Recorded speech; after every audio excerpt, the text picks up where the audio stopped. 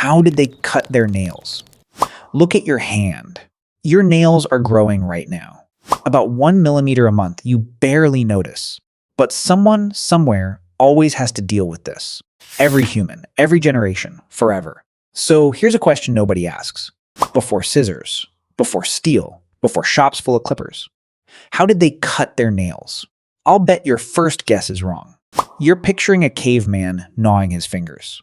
That's part of it. But it's not where this story starts. This didn't begin with humans at all. It began millions of years earlier, in the trees. Primates groom. They pick, they scrape, they bite. Not for beauty, for survival. A torn nail gets infected. An infected hand can't climb. A hand that can't climb gets you killed. So grooming wasn't vanity, it was medicine. The first manicure wasn't pretty. It was a hand staying alive one more day.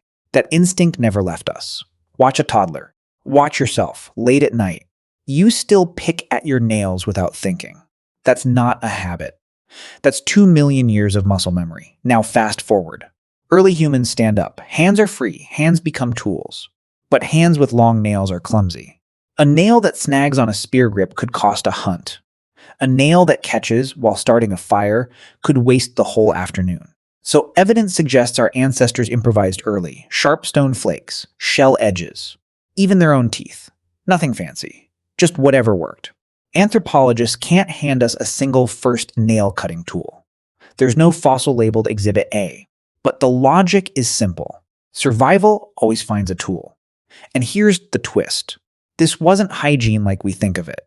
It was function first. Beauty came later, much later. Way later than you'd expect. Jump forward again. Now we're in Mesopotamia, around 3200 BC. Archaeologists digging in southern Babylon found something strange. A manicure set made of solid gold.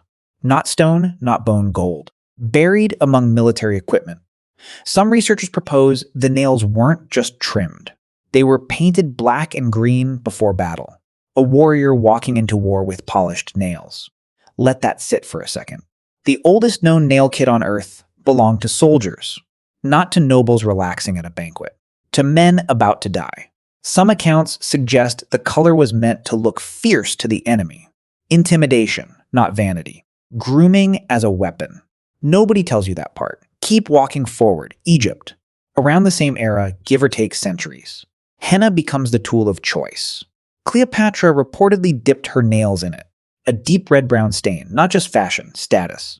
In some periods, only the elite could wear the darkest shades. Commoners were stuck with pale, muted tones. Your nail color could get you arrested. Think about that next time you complain about a dress code.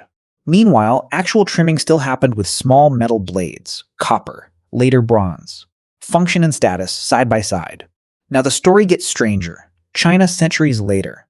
Long nails become a badge of power. The longer your nails, the less manual labor you did.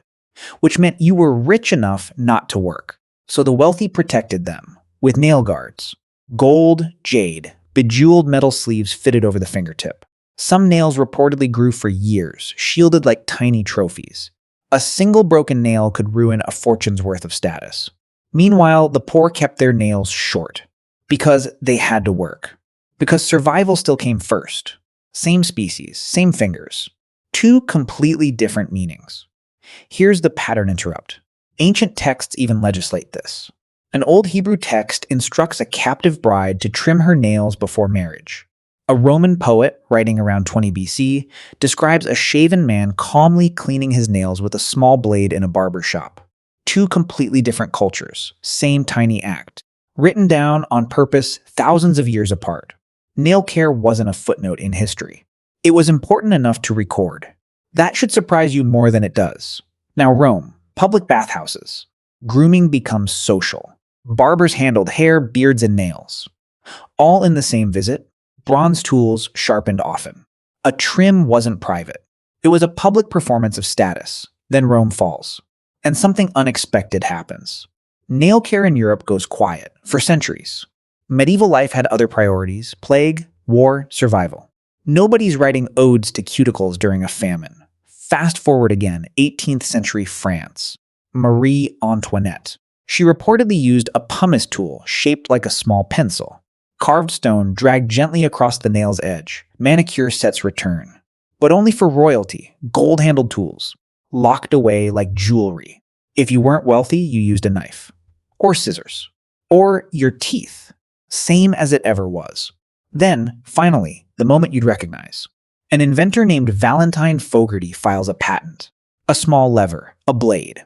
The first real nail clipper. 6 years later, 2 other inventors refine it into something closer to what's in your bathroom drawer right now. A tool designed for everyone. Not soldiers, not queens, not the wealthy, just people. Cheap, small, everywhere. That single object quietly ended 10,000 years of improvising with rocks, teeth, and knives. No parade, no headline. Just a small metal object that made an ancient problem disappear overnight. So here's where it lands. Every time you trim your nails tonight, you're repeating an act older than written language. Older than the wheel. Older than fire, some researchers would argue, depending on how far back you trace primate grooming. You're not doing a chore. You're performing a ritual that soldiers did before battle, that queens did before a mirror, that poor farmers did with a paring knife by candlelight. The tool changed. Gold, bronze, bone, stainless steel. The reason never did. A hand has to stay useful. A hand has to stay alive. And maybe that's the real twist. We think of nail clippers as the most boring object in the house. A drawer filler, a cheap plastic afterthought. But it's really a fossil, a working fossil. The end product of 10,000 years of trial and error. Every click of that little blade is an echo. Of a stone flake. Of a shell edge. Of a soldier's gold-handled knife before a war he may not have survived. So next time you trim your nails, pause for 1 second. You're not just tidying up. You're finishing a job our ancestors started with rocks and teeth, in the dark, without ever knowing someone 10,000 years later would finish it in under 30 seconds.